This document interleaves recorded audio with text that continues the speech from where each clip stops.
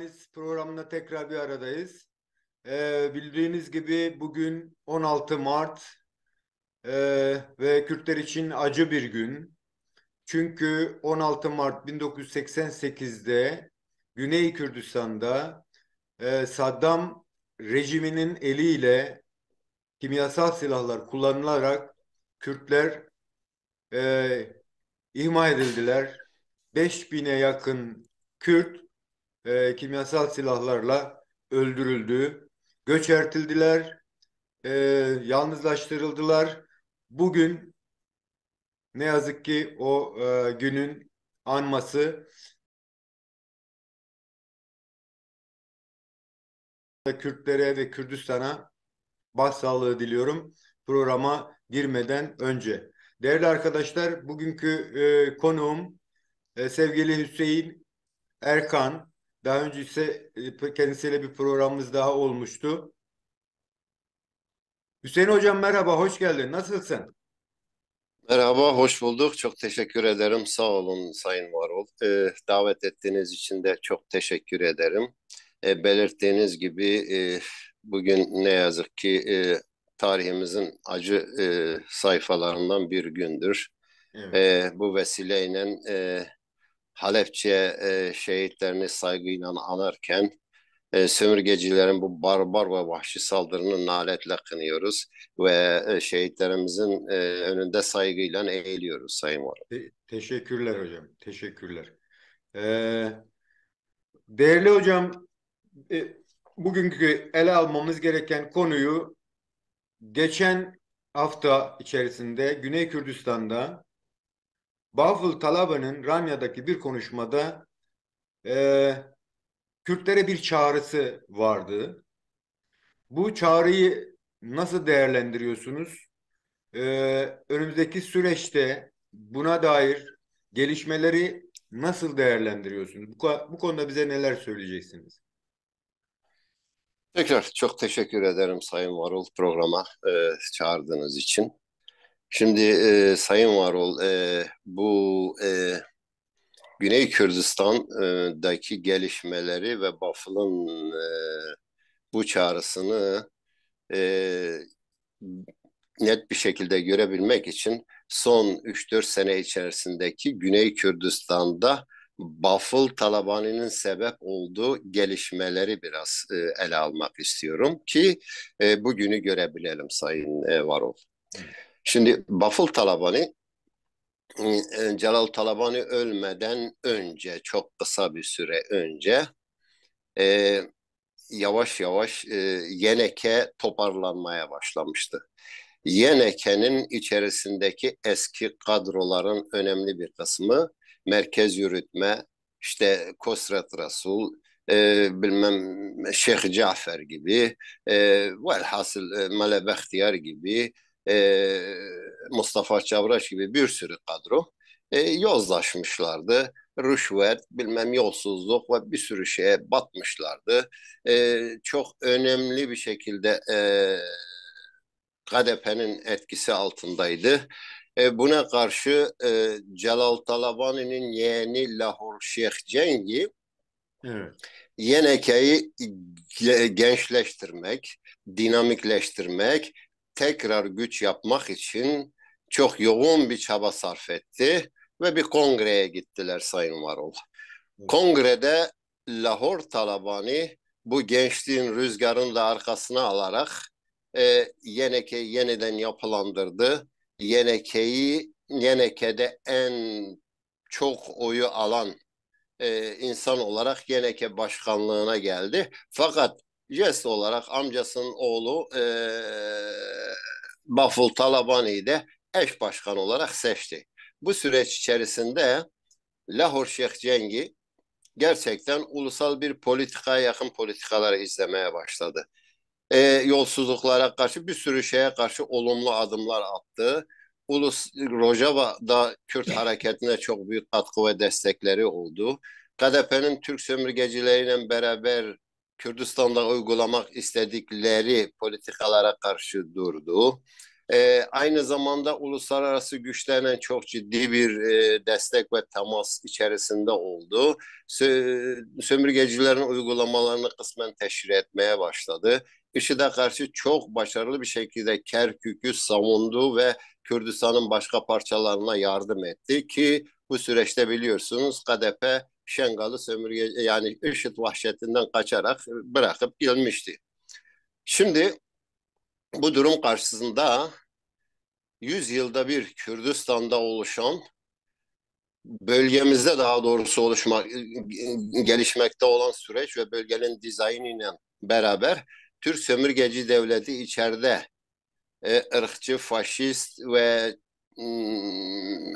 tekçi olan mantığa sahip çeşitli katmanların ittifakıyla Kürtlerin ayakta dinamik kalacak hiçbir gücünü bırakmamak için biliyorsunuz PKK ile barış süreci daha sonra bu yürümeyince, teslim almayınca direkt savaştı ve bunun Rojava'daki gelişmeler ve PKK'ya katkı sunan bütün güçler ve lojistiğini kırmak ve etkisini kırmak için can haşrane çalıştı. Bunun için de KDP Yeneke üzerinde çok büyük bir baskı uyguladı. Bu süreç içerisinde Baful Talabani KDP'nin dirsek temasına geçti. Eski merkez yürütme üyeleriyle beraber. Lahor Şeyh Cengi'yi bu politikalardan vazgeçirmek için Türk devleti KDP'ye çok büyük bir şekilde yardım ve destek sundu. Bavul Talabani aynı süreç içerisinde Erbil'de MİT müsteşarıyla görüştü. Hakan Fidan'la görüştü. KDP ile defalarca görüştü. Çok yoğun bir destek ve KDP'nin de katkılarıyla Lahor Şeyh Cengi bir 8 Temmuz diye 8 Temmuz darbesi diye anılan bir hareketle Bafıl Talavani, Lahor Şeyh Cengi hiçbir kongre, hiçbir seçime, hiçbir şeye gitmeden Türkler ve KDP'nin desteğiyle bu politikalardan vazgeçiremeyince Bafıl Talabani ve Şahnaz İbrahim Ahmedi yani Talabani'nin çocuklarını ve İbrahim Ahmed'in kalan kızını da kullanarak bir darbe yaptılar. Bu darbede Türk devleti droneleriyle, askeri güçleriyle hazırdı ve KDP'de güçlerini hazırladılar. Lahor Şeyh Cengi'de, Süleymaniye'de bir yıkımın, bir felaketin olmaması için sessizce kenara çekildi. Bu süreç içerisinde, daha sonraki süreç içerisinde bu darbeden sonra Türk ordusu Karadağ bölgesine bir askeri üs kurdu. Daha önce Yeneke bölgesinde askeri üs yoktu Türklerin. Ee, Titanic Hangi, o hangi bölgede hocam? Karadağ bölgesinde.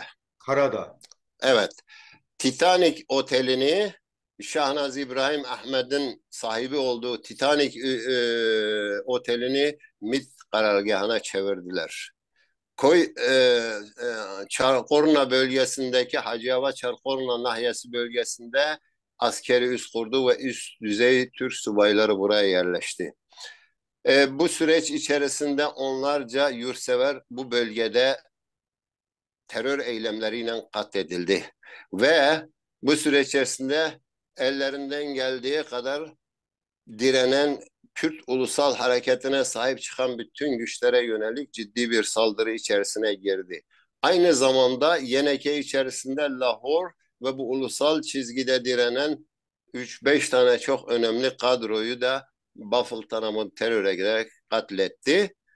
Fakat işin ekonomik, ticari ve benzeri rantlarını KDP Mesut Barzani daha çok eski merkez yürütme üyesiyle yaptığı için ve petrol dosyasını, petrol komisyonundan bunları çıkarttığı için, Kürdistan gelirlerini bunlara vermediği için Bafıl Talabani yani kullanılıp Lahor ve Yeneke'nin güç olması, Kürdistan'da başka bir aktörün ulusal temelde güç olmasını Türk devleti KDP vasıtasıyla ortak bir şekilde engelledikten sonra Bafıl'ı da bir kenara bıraktı. Hüseyin E, Hocam, ekon Hüseyin Hocam, müsaade edeyim nasıl bıraktı. Bakın Süleymaniye Doğu'nun 2 katı kadardır. Süleymaniye Süleymaniye vilayetinin altyapısına 5 yıllık şey içerisinde 1 milyar dinar 1 milyar dinar tahsis edilirken Erbil ve Doğu'ya 5'er milyar tahsis edildi. Kürdistan gelirlerinden kendilerine gelir verilmedi.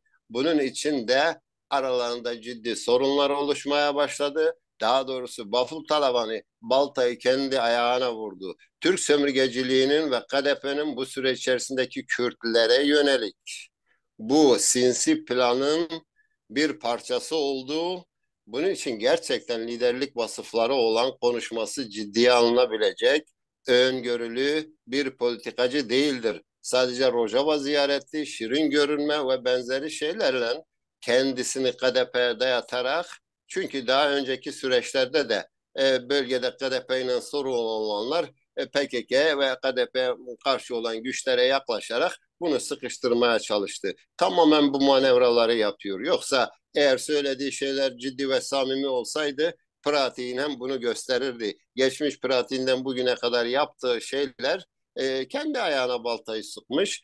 Kendisi şimdi bugün çırpınıyor. Aile olarak KDP ile rekabetin bu yol yöntemlerle olmayacağını bilmeyecek kadar gerçekten öngörüsüz bir insandır.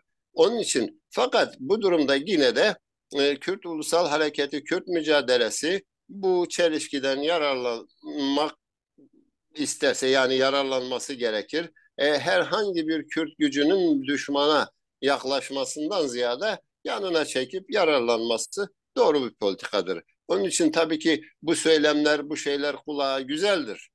Bunlar ama bu pratiği de gerçekliği de budur Sayın Varol. teşekkür ederim Hüseyin Hocam. Bir de başka bir boyutu var ancak işin. Yani bu belki Taliban'ı boyutuyla böyle ama bir de Güney Kürdistan'ın bu Haçlı Şebi eliyle %51'lik mi, %49'luk bir payının alındığına dair bir veri var bu IŞİD saldırısı süreci sonrasında. Bu da yetmiyor gibi ki bildiğimiz gibi 140. madde temelinde Güney Kürdistan'da elde edilmesi gereken hakların birçoğu elde edilmemişti o süreçte. Ve bugün bir şeylerden bahsediliyor. Örneğin Halepçe'nin bir bölge olmasını isteniyor. Bunu isteyen de Irak hükümeti. Yani plan şu: Güney Kürdistan'ı farklı bölgelere böldürüp o bölgelere kendi başına özellikler verip hani Güney Kürdistan'ın en azından bütünlüğünü yok etmeye yönelik bir çaba da var genel durumda. Yani burada ona da bir değimi var. Yani bu parçalılığı ortadan kaldırmak için burada bu yaklaşımı öne çıkarmamız gerekmiyor mu gerçekten Taliban'ın bu boyutuyla? Yani yeniden Yeneke'nin e, daha güçlü kalabilecek bir alan yaratmak için. Şimdi Sayın Varol, Güney Kürdistan politikasına önce bir bakalım. Güney Kürdistan ne yapıyor, ne istiyor, e, hedefleri ne, amaçları ne, neyin peşindeler? Ondan sonra bu konuya da geçeceğiz. Çünkü Buyurun. birbirlerinin bağlantılıdırlar. Bakın ben size bir şey söyleyeyim mi? E, 15 Kasım 2000 yılında İstanbul polisi, İstanbul İstihbarat Polisi Cizre'de biliyorsun bir mahalleyi bastı. Bir mahalleyi bastı. Mahalledeki bir ev, evin altı manav, üstü ev. Sayın Varol burada işte betonları kazdılar, şey yaptılar. Bir silah deposu çıkarttılar. Bu silah deposu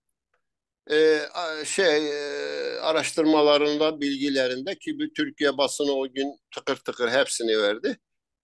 Hizbullah'ındı. Yani Kürt halkını asit kuyularında katleden, boyun işkencelerden getiren, domuz bağcıklarıyla öldüren vahşi sömürgeci Türk devletindi. Buraya kadar anlaşılır. Bir terör örgütüdür ve bunlar silahları var. Fakat bu silahlar 119.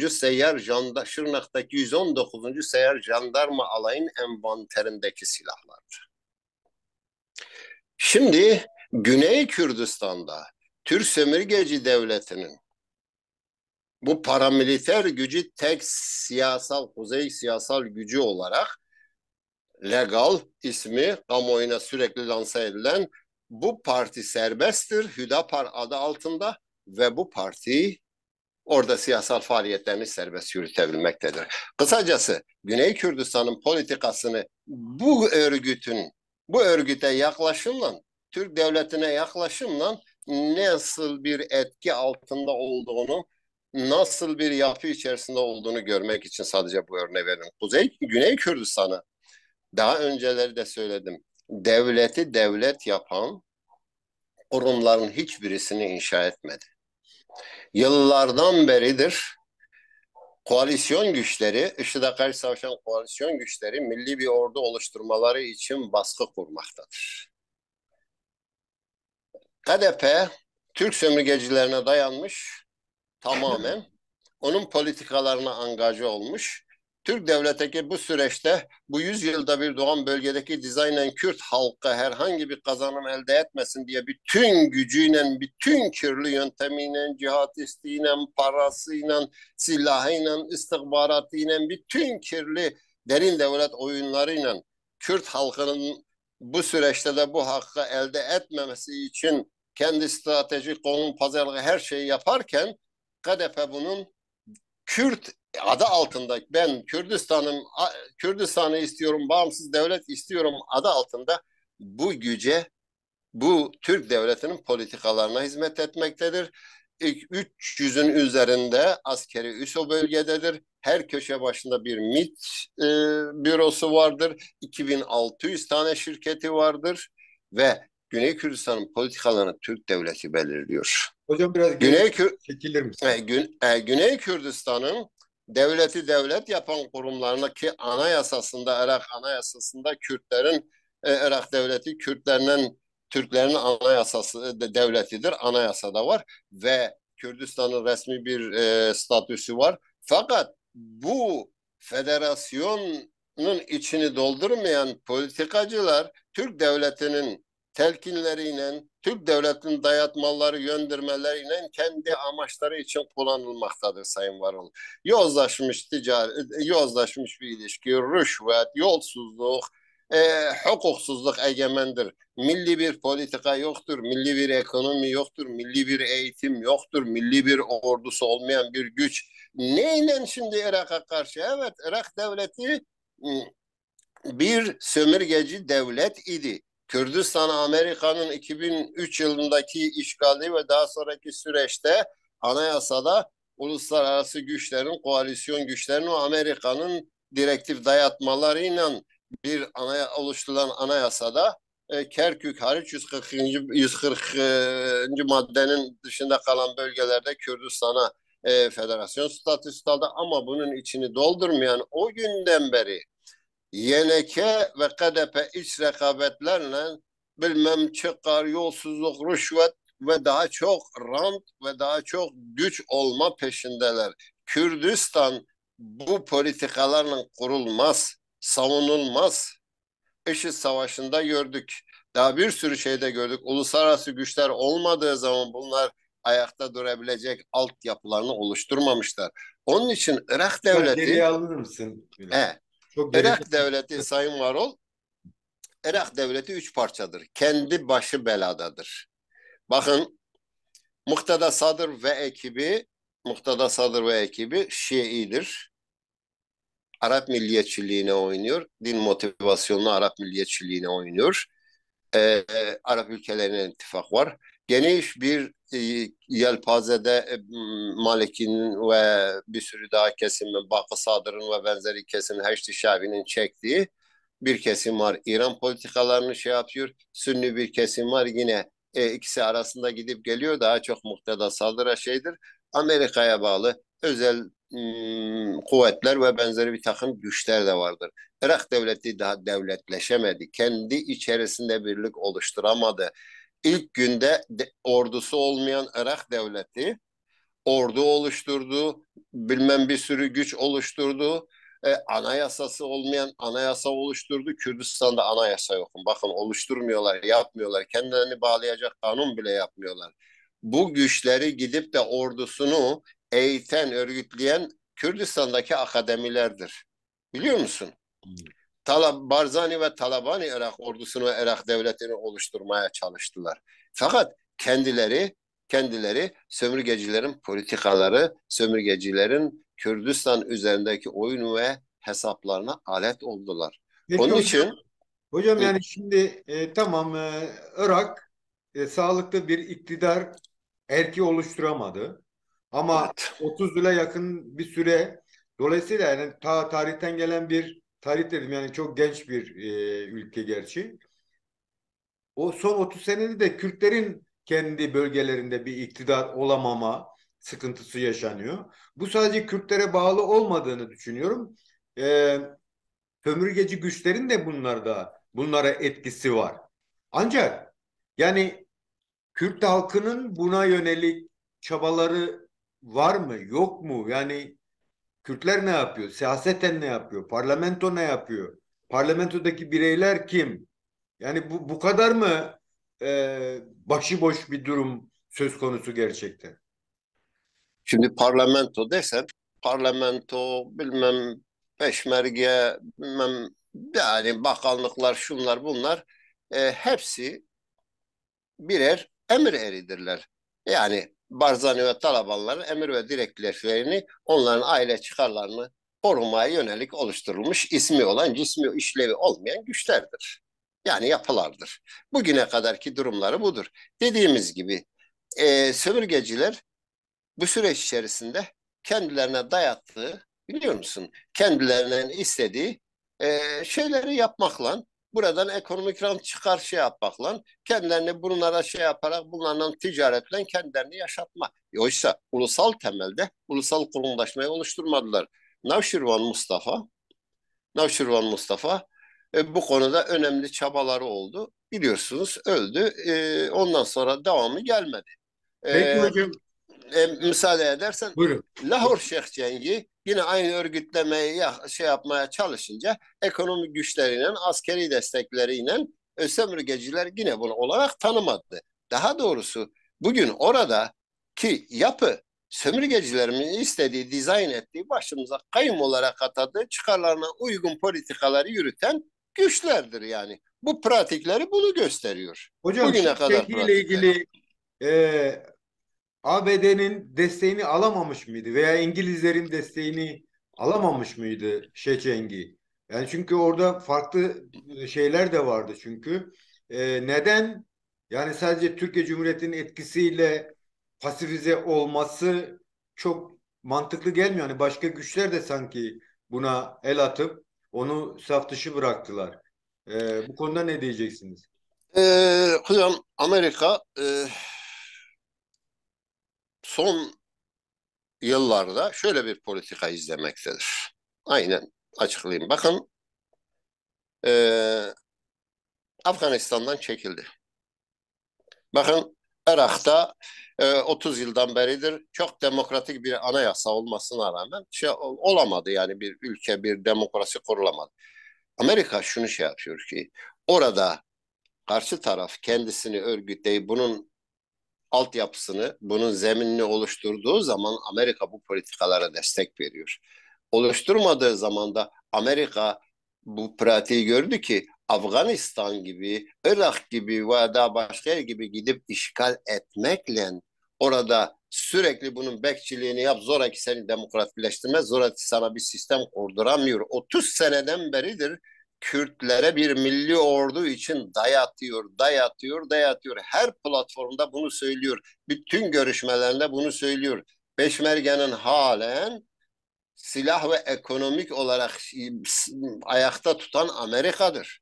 Amerika 12 maddelik bu konuyla ilgili 12 maddelik bir şey sunmuş milli ordu oluşturmak için sürekli Amerika son yıllarda yani Amerika daha fazla ne yapsın? Amerika diyor ki ya kardeşim yapmasanız ben sizi bu desteği keserim, siyasi desteğimi de keserim, sömürgeciler de gelir sizi ne yapacağını biliyorsunuz. Çünkü gördüğünüz gibi e, 2017 tarihinde Haçlı Şahbi ve bilmem ne güçleri saldırdığı zaman hiç çatışmadan Kürdistan toprağının %51'ini bırakıp kaçtılar. Şimdi realite bu. Amerika'nın veya başka bir gücün bu demesiyle olmuyor. Bu Ama içeriden de o buna zaman bu o cevap zaman verebilecek güçler olması lazım. Bir de çemberdedir. Hüseyin Hocam Tam demek olarak ki kuşatılmıştır. onlara bağlı da değil. Yani bu iki aile belki egemen gibi görünüyor ancak yani bunların da lafı sözü geçmiyor demek. Yani başka bir e, değerlere bakmamız gerekiyor. Başka bir sebeplere bakmamız gerekiyor. Yani peşmerge var ama hiç görülmüyorsa, kurumlar çalışmıyorsa burada başka bir sıkıntı var demektir yani. Kürtlere Buradaki bunların anlatılması gerekmiyor mu? bunu dilimiz el verdiği kadar son yıllarda izah etmeye çalışıyoruz. Ama hep Bakın, hainlik ve şey bazında ele alındığı için olaylar karışıyor gibi. Yani hayır, ben hainlik veya şey bazında ele bunu almıyorum. Bakın sana diyorum. söylemiyorum hocam. Hı. Genel bakış diyor ki işte o aile böyledir bu bilmem. Yani çok böyle tartışmalarımız biraz bizi geren bir noktaya gidiyor. Yani benimle senin değil. Genel anlamda Kürtlerin bakışı. Yani sanki Talabani çıkıp dese ki kardeşim tamam ben ülkeyi kuruyorum dese sanki kuracakmış gibi böyle bir hava estiriliyor. Ama öyle bir şey yok. O anlatılmıyor insanlarımıza. Yani e, bu konuda hakikaten yok mu bir şey söylenecek? Size söyledim. Bu Hüdapar misalinde olduğu gibi Oraya gelecek. bakın bu gücü kendisine müttefik, bu politikalarla bunu kendisine yakın gören bir güç, sömürgeciler bunların eliyle bugün burayı savunan, bugünkü uygulamalarını savunan herkes bu işin ya şurasında ya burasında bu ana merkezde üretilen politikalara bağlıdır. Bunların Kürt ve Kürdistan dertleri yoktur. Bunlar ancak oradan petrodolarla veya Türk sömürgecileriyle Türk sömürgecilerine Kürt kimliği altında hizmet eden güçlerdir. Realite budur. Onun için kamuoyu parası, gücü, bilmem basını, yayını, her şeyine toplumu buna bu şekilde topluma egemen olan yapıların sunduğu budur. Bu sömürgeci politikaların devamıdır yani. Onun için kamuoyumuz ve Kürt halkı da gerçekten bunu göremiyor. Sizin gibi insanların sayesinde ancak bunları kamuoyuna şey yapıyoruz. Bundan ne kadar nereye kadar götürebiliriz? Onu da ayrı bir mesele tabii. Sevgili hocam, güneydeki gelişmeleri açıkladınız. Şimdi Rojava'ya baktığımızda Rojava'da da farklı gelişmeler var. Son 2011 yılında beri tam statüleşmemiş bir süreç devam ediyor. Ancak saldırılar da durmak bilmiyor. En son e, olayda da özellikle Rusların yani Sovyetler Birliği'nin Putin'in de diyebiliriz Erdoğan'a destek amaçlı Rojavalılarla görüştüğüne dair bir bilgi var. Ee, Gerçekten de Amerika'nın orada kalmaması için Rusya ve Türkiye'nin çok ciddi birliktelikleri var mı yok mu? Bu konuda bize neler söyleyeceksin? Teşekkür ederim Sayın Varol.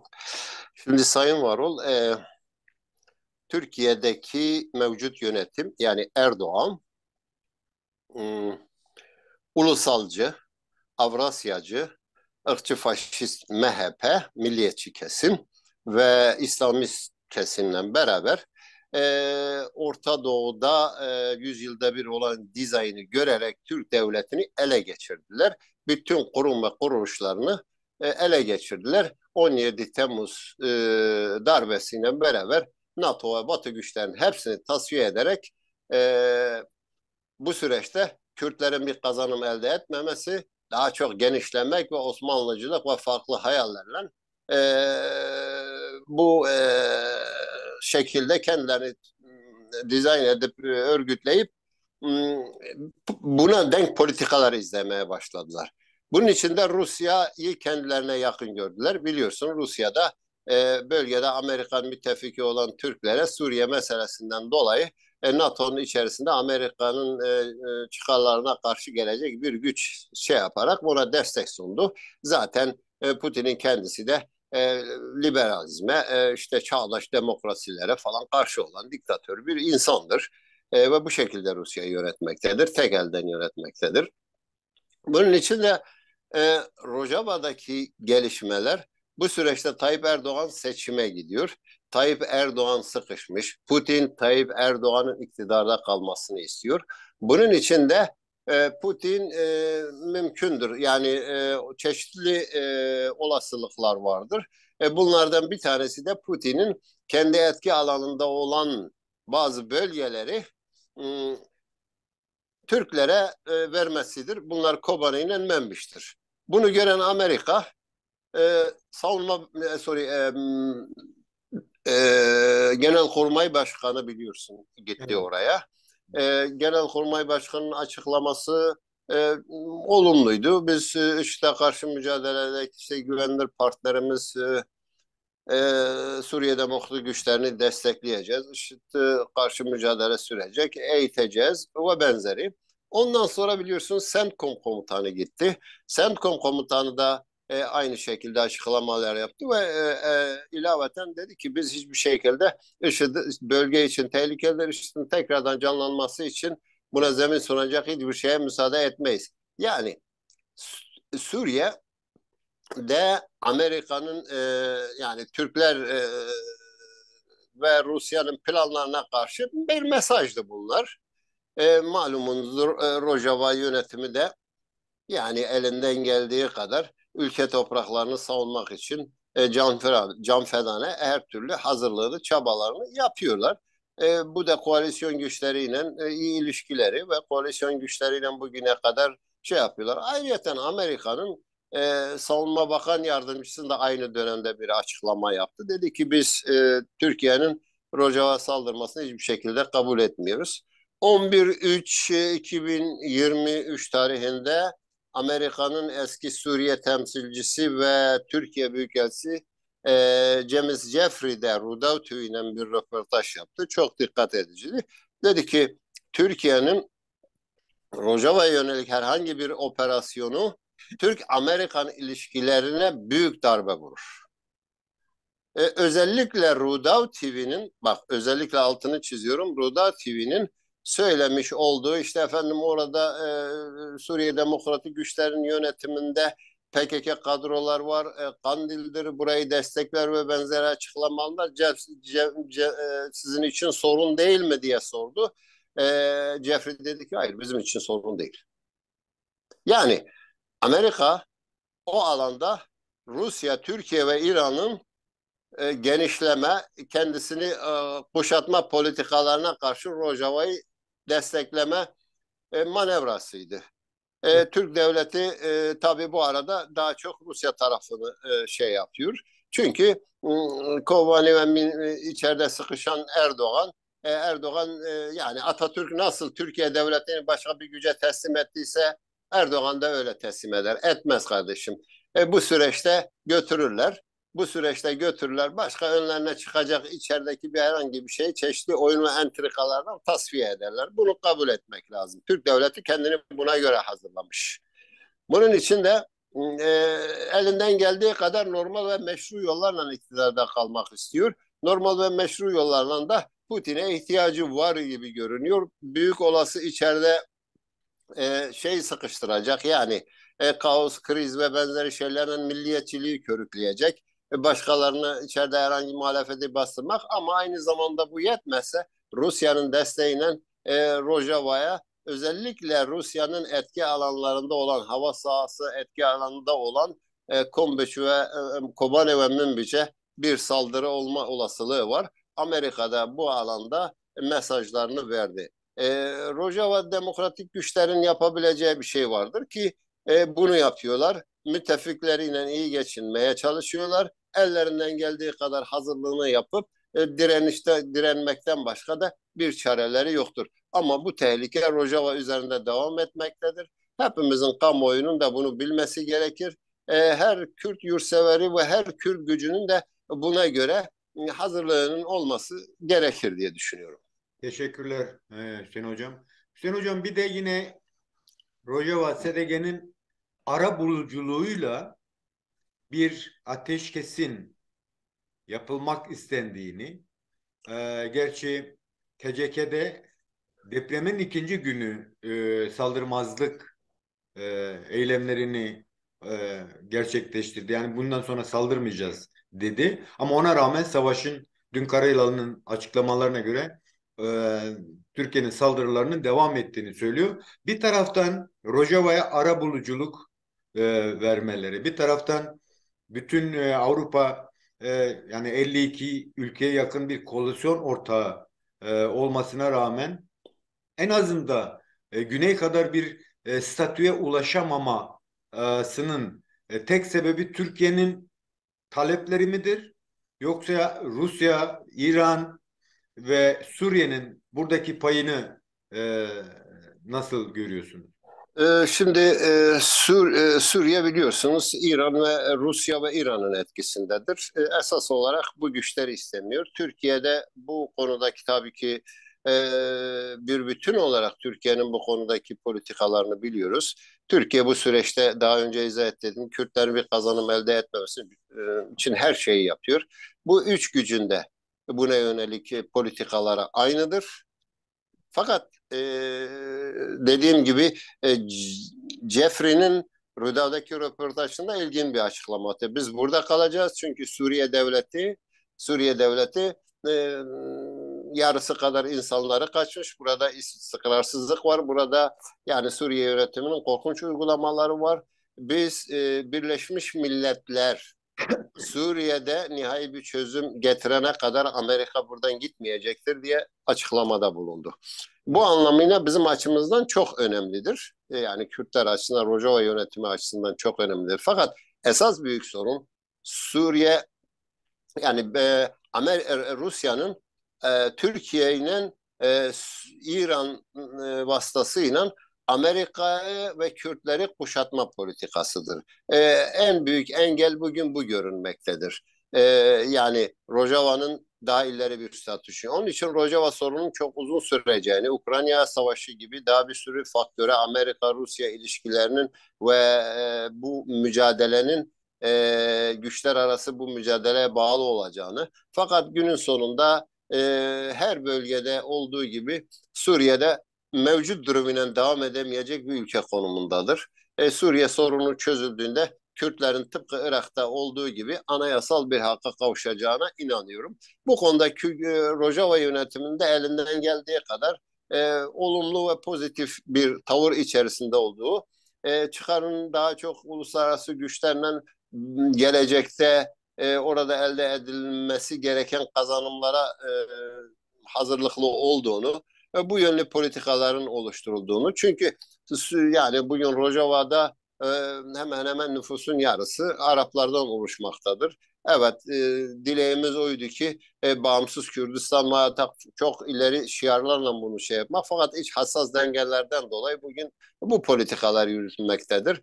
Ben inanıyorum ki günün sonunda Suriye'deki çözümle beraber Rojava yönetiminin de belki uzun sürebilir, belki çok ileri gidi adımlar, bazı darbeler, bazen daha büyük kazanımlar olabilir. Fakat günün sonunda Rojava'nın da hukuki ve uluslararası bir statüye sahip olacağı inancındayım Sayın Peki, Varol.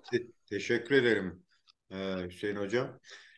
Evet, gel gelelim yine bunlara bağlantılı olarak ve bütün siyasetin üzerine döndüğü Kuzey Kürdistan'a. Şimdi öyle bir inanç var. Kuzey Kürdistan'ın olası başarısı bütün Kürdistan geneline uygulanabilir bir statü elde edebilmenin bir koşulu. Dolayısıyla da e, 100 yıldır Kuzey Kürdistan her çalışması bastırılmıştır, yok edilmeye çalışılmıştır ve bugün de aynı şekilde bu çalışmalar devam ediyor. E, Ve son dönemde yeni bir gelişme var.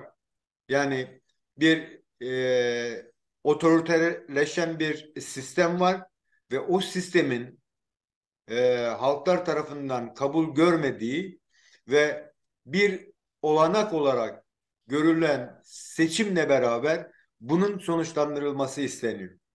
Burada gördüğümüz kadarıyla Kürtlerin varlığı iki farklı ittifakın başarılı olabilmesinin koşulu olarak bir anahtar rolü içermektedir. Bu noktada HDP'nin bu anahtar durumunu nasıl görüyorsunuz? Bu konuda bize neler söyleyeceksiniz? Ee, Teşekkür ederim Sayın Varol. Sayın Varol, daha önce de bahsettiğimiz gibi Türkiye işte bu yüzyılda bölgedeki Batı'nın tıpkı Doğu Avrupa'daki olduğu gibi şimdi de Orta Doğu'yu dizayn etme politikalarının olduğunu, bunun da Türkiye'nin sorunlarını çağdaş demokratik yöntemlerden çözülmesi politikalarına Türk devleti derin yapıların hepsini Erdoğan şahsında bir araya getirerek kirli çete yapılanmalarını ulusalcılara, Avrasyacılara, milliyetçileri, işte İslamistlerin hepsi bir araya gelerek öteki güçlerin hepsini tasfiye ederek e, buna denk politikalar izlediler. Bu süreçte Kürtlerin hem içeride hem dışarıda bir halk elde etmemesi için ellerinden geleni yapacaklarını belirtiyor. Evet. Bu bir kere temel politikaları budur. Şimdi burada bir seçime gidiliyor. Tabii ki Erdoğan elinden geldiği kadar meşru ve normal yollarla iktidarda kalmak ister. Fakat daha önce de belirttiğim gibi Atatürk, Türk devletleri nasıl ki kimseye teslim etmediyse o tekçi, Türkçü ve şey mantığıyla böyle bir sistem kurduysa bugünkü Erdoğan da aynı misyonu üstlenmiştir. Bu anlamda bir seçime gidilirken biliyorsunuz CHP veya Millet İttifakı dediğimiz yapı başını CHP çekiyor. Erdoğan'a karşı mücadele ettiler. Fakat e, Erdoğan'ın şiar ve söylemlerinin aynısını Kürtler veya bazı konularda getirdiler. Daha ileri bir demokratik şeye ulaşmadılar. E, Uluslararası Batı, daha önce söylediğim gibi, bir artık Amerika ve şey çok çıkarıp hayati çıkarları tehlikeye girmeden, bir saldırı altında olmadan bir yeri kolay kolay işgal etmiyor. Ettiğinde bile eğer kendisine bağlı güçler, kendisine angaje güçler ve Batı sistemine demokrasiyi özümsenmiş ve benzeri güçler oluşturmasa orada kalıcı olmayacağını artık bilincinde. Politikalarını buna göre oluşturuyor. Bunun için ellerindeki tek kart Türkiye'deki muhalefetti. Türk muhalefetine yanaştı. Şiar ve söylemlerini çağa uygun, eğer Türkiye yeniden gelecek yüzyılda ayakları üstünde istikrarlı bir şekilde kalmasını istiyorsanız, bütün söyleme anlamla konuşma ilişkilerden gördüğümüz kadarıyla muhalefete bunu telkin etti. Muhalefette bu mesajı aldı. Türkiye yeniden dizayn ederken, Türkiye yeniden, daha doğrusu bir yüzyıla giderken bu muhalefet bu politikalar, yani kısmi olarak, kısmi diyorum çünkü Batı'nın da yaklaşımı bunu kısmi olarak Türkiye'nin demokratikleşmesidir. Bu anlamda muhalefete yanaştı.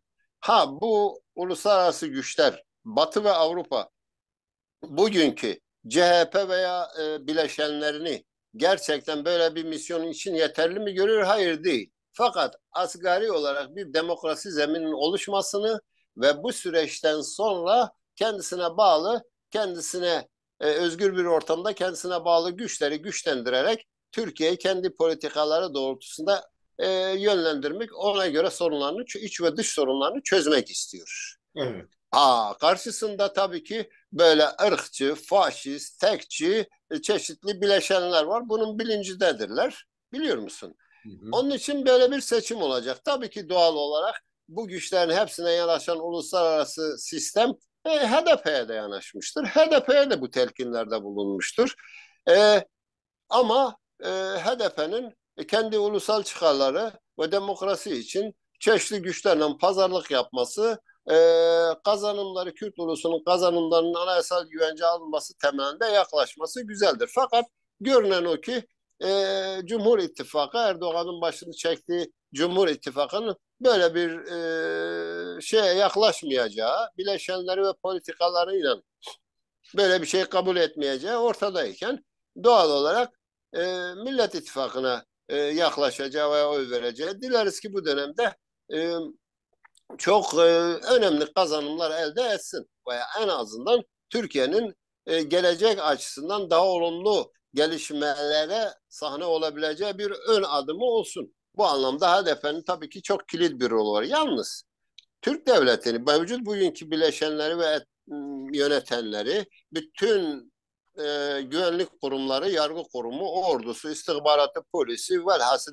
paramiliter güçleriyle iktidarı normal bir şekilde devretme niyetleri yok. Ve her türlü kriz ve sorunu yaratarak bunu engellemeye çalışacaklar Sayın Varol. Tıpkı daha önceki seçimlerde Muharrem İnce ile Akşener'i o gece aldılar içeriye. İktidarlarını tescil ettikten sonra bıraktılar. Bunu biliyoruz. Ha, onun içinde eğer çok büyük bir fark, 10-15 puanlık bir fark olmasa bunlar her türlü bir şekilde bunu engellerler. Fakat 10-15 puanlık bir fark Türkiye'de muhalefet ve halk desteğinin çok büyük bir iç kriz ve savaşa gireceği, o noktada ancak bir ihtimal bunların geri adım atabileceği. Atacakları geri adım şudur: yine devlet kurumları ellerinde olur. Böyle bir iktidarın, yani CHP ve Millet İttifakı'nın bir iktidarında elini kolunu bağlayarak parlamentoda elini kolunu bağlayarak böyle bir ekonomik krizden engellemeye çalışacaklar. Hüseyin Hocam, Şimdi bu noktada bir soru sormak istiyorum. Şey ihtimali var mı? Çünkü özellikle Kürtler arasında HDP eleştiriler de var. HDP'nin işte bağımsız aday çıkarma isteği, ondan sonra vazgeçmesi. En önemlisi de şu: her iki ittifakın da HDP'yi oyaladıkları, dolayısıyla da aslında bunlar ulusal bir uzlaşıya gitme gibi bir durum söz konusu olabilir mi? Yani söylediğiniz gibi dış güçler muhalefete bir ön ayak olmak istemelerine rağmen dengelere bakıldığı zaman uluslararası dengeler, Rusya ile ilişkiler, Çin'in gelişimi, Orta Doğu'daki gerçekten işte hem İsrail hem e, İran meselesi düşünüldüğünde henüz sanki e, Erdoğan'dan vazgeçilmediği gibi bir durum var. Dolayısıyla da Kürtleri dışarıda bırakan, ama yarın öbür gün yani şöyle bir şey olursa şaşırmam. E, Kılıçdaroğlu'nu Cumhurbaşkanı yaparlar. Erdoğan da başbakan olur. Dönerler tekrar parlamenter sisteme, ama Kürtler dışlanmış olacak. Tamamen ikinci yüzyıla Kürtlersiz bir ortama girme. Yani buna dair bir, yani bu bir komplo teorisi diyebilirsin. Buna nasıl bakmamız lazım? Böyle bir olasılık görüyor musun? şimdi bugün CHP'yi destekleyen kesim ve öbür partilerin içerisinde bu eğilimi olan az bir kesim var. Az bir kesim var, yok değil. Fakat Türkiye devleti bu krizi aşamaz. Türkiye devleti çağa göre kendisini yapılandırmadan aşamaz. Bir. İkincisi, iktidara gelecek herhangi bir güç Batı'nın ekonomik, siyasi ve askeri desteği olmadan ayakta duramaz. Bunu CHP biliyor. CHP ve bileşenleri ne telkin edilen, bakın, Türkiye'deki bütün kesimler, eğer siz de aynı bu mevcut politikaları sürdürürseniz size destek vermezler, Erdoğan'a destek verirler. Onun için hem gelecekte kendisini yaşatmak için bu Türk devletinin bu dış desteğe ihtiyacı var, hem Erdoğan'dan farklı politikalara ihtiyacı var. Bu anlamda e, yani olasılıklar şey değildir. Yani dediğimiz gibi teslim etmez, alır, kontrolünde yürütmeye çalışır. Fakat Türk devleti bu krizi aşamaz. Türk devlet krizin içinde yaşar. İkinci bir faktör, son yıllarda güçten düşürülmüş olan sanayi ve işbirlikçi burjuvazi var Türkiye'de. Eskiden çok etkin bir gücü vardı. Şimdi gibi gücü sınırlanmış ama halen belli bir ekonomik güçtür. Bu da Avrupa, Amerika yani Batı sistemine bağlıdır. Bu da böyle bir muhalefetin çağa uygun bir devlet yapılanmasını destekliyorlar. Hı. Onun için CHP'nin veya Millet İttifakı'nın evet içinde sorunlar az bir geri kesim olsa bile başka bir ayakta kalma, iktidar olma veya iktidarını sürdürebilme şansı yok mevcut politikalarla. Hı. Türk devlet krizi devam eder. Bunun yerine yeni bir şey çıkar, farklı bir şekilde dönüşür, farklı bir muhalefet oluşturulmaya çalışır ayrı. Fakat Batı sisteminin elinde dediğimiz gibi başka bir kart, başka bir koz yok Türkiye'de. Bu Peki. kartı, bu kozu taktiksel olarak yaklaşıp destekliyor. Stratejik olarak da Türkiye'nin çağa uygun yeniden iç ve dış sorunlarının çözülmesidir. Peki. Teşekkür Bu ederim. anlamda da dediğiniz gibi bakın bir Hizbullah'ı Oraya geleceğim sisteme hocam. sisteme entegre eden bir devlet yapısının Kürtlere yönelik veya politikaların ne olduğunu bize zaten bunun ipuçlarını veriyor. Onun Oraya için Türk geleceğim. Oraya devleti geleceğim evet. hocam. HDP'nin bu anahtar olma özelliği, dolayısıyla da yani son anketlere bakıldığında birisi 47, birisi 44 gibi duruyor. Yani muhakkak Kürtlerin oyuna gereksinim var gerçekten. Dolayısıyla da bu anahtar olma halinden dolayı Kürtler oldukça da eleştiriler alıyor HDP özelinde. Pazarlık yapamıyor, işte isteklerini söylemiyor gibi birçok yönlü eleştiriler de geliyor HDP'ye. Kısaca buna bir değinin. İkinci olarak da bu anahtar rolünü yitirmesi için ittifakla yani Millet İttifakı'yla doğrudan bir iletişim kurulmaması için diyelim ki HDP'nin %12'lik bir bandı var ama geri kalan bir de Kürtlerin başka bir kesimi daha var. Yani HDP'ye oy vermeyip sistem partilerine oy veren ve onu da bakıyoruz ki Cumhur İttifakı Kürtleri başka bir şekilde sarmaya çalışıyor.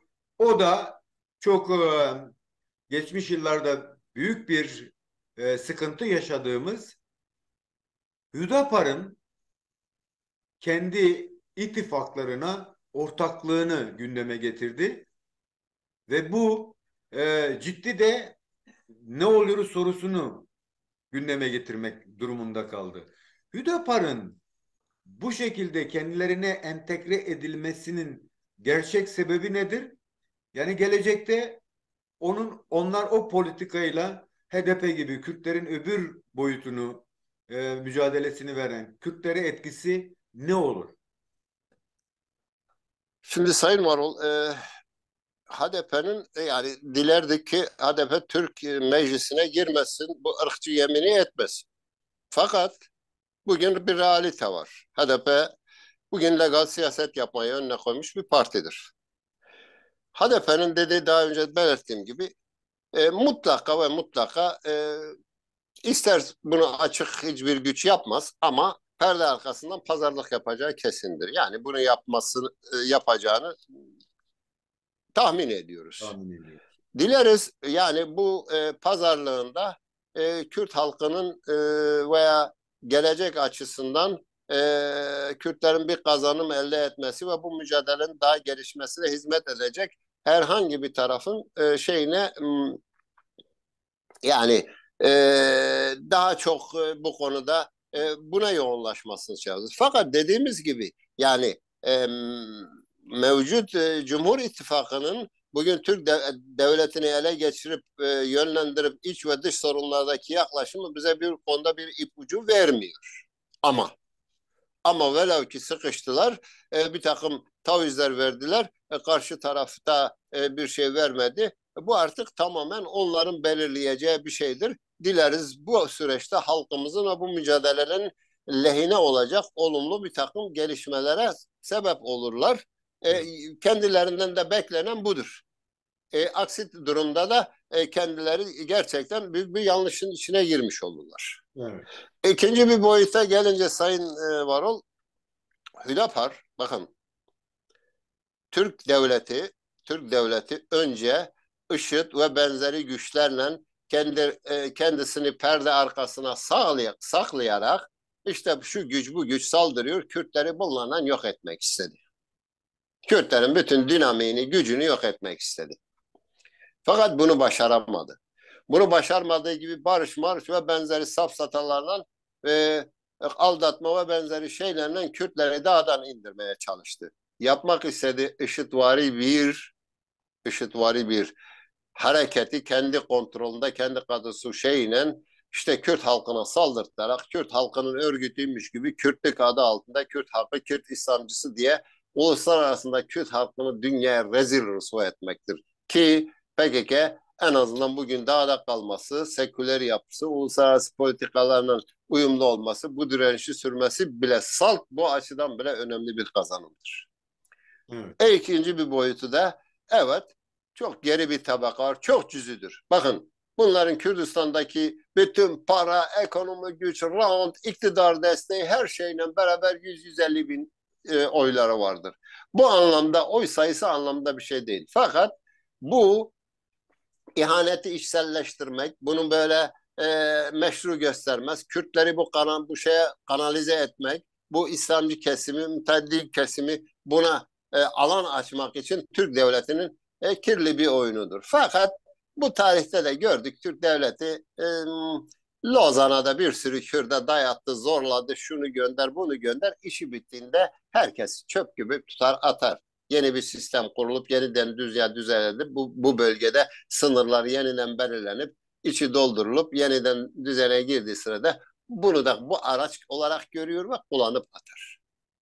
Onun için Kürt halkının bu tür oyunlara karşı duyarlı olduğunu düşünüyorum. Kürt halkı eskisi kadar şey değil, politikleşmiş bir halk. Gerçeklikleri görüyor. Kendi ulusunun çıkarına olan her şeyi görüyor.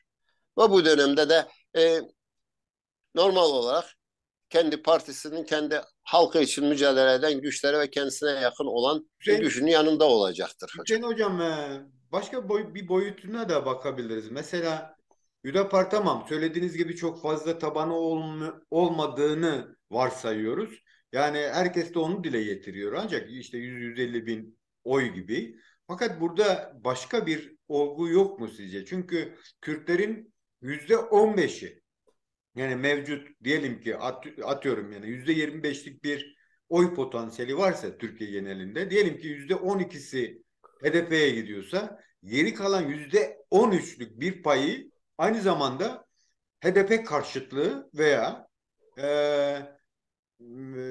sistem partilerine giderek bir anlamıyla Kürtlerin o varlık şeylerini de parçalamış oluyorlar. Yani Hüdapar'ın bu şekilde temsili o o alanı da biraz büyütmeyecek mi? Yani muhafazakar Kürtlerin, ne bileyim işte KDP yanlısı Kürtlerin, ne bileyim işte ENKS yanlısı veya HDP dışı düşüncelere sahip olan Kürtlerin zemininin de bir anlamda o ittifaka yönelmesini gerektirmiyor mu sizce?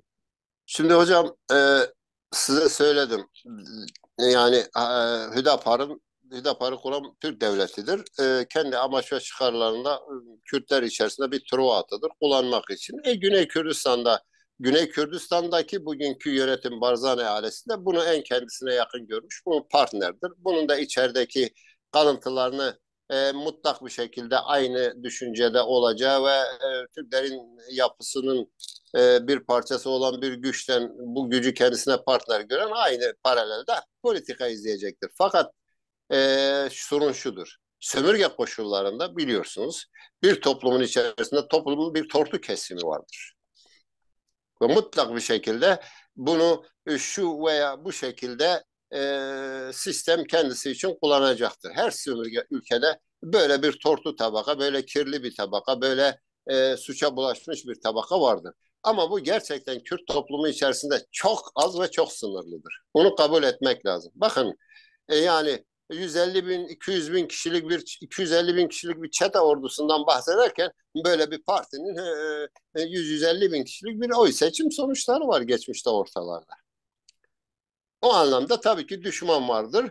Gücü var, ekonomik gücü var, bilmem zorbalığı var, tehdidi var, baskısı var, yaşam alanlarını kontrol ediyor. Böyle bir gücün bir toplumun binde bilmem kaçını şey yapması bu sömürge koşullarında olan bir durumdur ve büyük bir tehlike olarak görmüyorum. Salt Hocam şudur. kısa bir zamanımız var. Son olarak ben bu soruyu sorma gereği duyuyorum. Oy potansiyeli yok. Kürtler nezdinde fazla tabanı yok diyoruz. Ancak ittifaka üye olabilecek kadar şey yapılıyor. Yani yukarıda tutuluyor. Değer veriliyor. Ve burada da en büyük kaygılardan bazıları var ki onlardan birini ben söylemek istiyorum. Seçim gününe dair ve seçim süre bu 60 gün içerisinde Kürdistan illerinde ağırlıklı olmak üzere gerçekten de o seçim hakkı mahallinin sağlıklı kullanılmaması için yani ciddi bir şekilde kullanılabilir bir güç olarak değerlendiriliyor ve seçim günü özellikle de seçim sandıkları üzerindeki manipülasyonu güçlendirmek için böyle bir iletişime gidildiği söyleniyor. Bu konuda son olarak neler söyleyeceksiniz?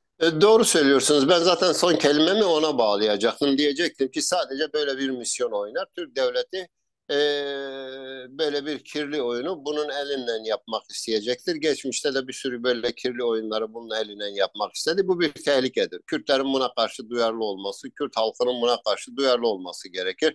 Bu tehlike vardır. Bu tehlikeyi görmek gerekir. Onun dışında da e, yani dediğimiz gibi bu devletin sıkışmışlığını da gösteriyor. Türk devletinin nasıl bir yani Kürt toplumu içerisinde ancak bu kadar bir mücadele varken bu kadar cüzi bir güce sahip bir tek güç bulabildi kendisine. Bu da Kürt halkının mücadelesine sahip çıktı, dimdik ayakta olduğu gerçekliğini gösteriyor Sayın Varol. Sayın Belirtmiş hocam, olduğunuz tehlike doğrudur. Öyle Sayın bir hocam tehlike bir vardır. de şey Geçmişte yok de bunu mu? yap. Yani hani her zaman Türkiye Cumhuriyeti Devleti'nin başka bir Kürt arayışı vardır ya. Yani kendince bir sorunu çözme yoluna gitmek için işte Hüdapar'ı bugün gündemleştirdi. Yarın öbür gün işte Taliban'ın çağrışına da baktığımız zaman sanki yani başka bir şekilde kendine ait bir Kürt yaratma süreci gibi de algılamamız mümkün mü sizce? 2 dakikamız var hocam. Evet, Türk devleti şunu hesaplıyor. Direnim elinden gelen bütün gücü şeyle bu süreçte elinden gelen her şeyi yaptıktan sonra eğer iş olmasa kendisine bağlı bir Kürt oluşturmak isteyecektir. Bu bir gerçekliktir, doğrudur. Ama Kürt halkı artık bu oyunlar gelmez. Bir direniş var, bir mücadele var, devam ediyor. E, işin pozitif tarafına bakmak lazım. Bu direniş sürdüğü müddetçe gerek dünya gerek Türk devleti bu şekilde Kürtleri idare edemeyeceği gerçekliğine karşı karşıyadır Sayın Varol. Teşekkürler. Değerli Ben teşekkür ederim izleyiciler, Sayın Varol. bizim bugünkü konuğumuz değerli Hüseyin Erkan'dı. Kendisine çok teşekkür ediyoruz katkı sunduğu için. Son olarak kendisine bir söz daha vermek istiyorum. Hocam son olarak aklınızda geçen neler 1,5 dakikamız var. Buna dair neler söyleyeceksiniz? Son olarak ondan sonra kapatacağız. Son teşekkür ederim Sayın Varol. Çok şey konuştuk. Dilerim halkımız bu konuda bu süreçte çok önemli bugüne kadar duruşunu devam ettirir, daha da ileriye götürür. Başarılar diliyorum. Çok sağ olun, var olun. Teşekkür ederim sen. Sağ olasın. Sağlıklar diliyorum. Hoşça kal hocam. Hoşça kalın. Sağ olun.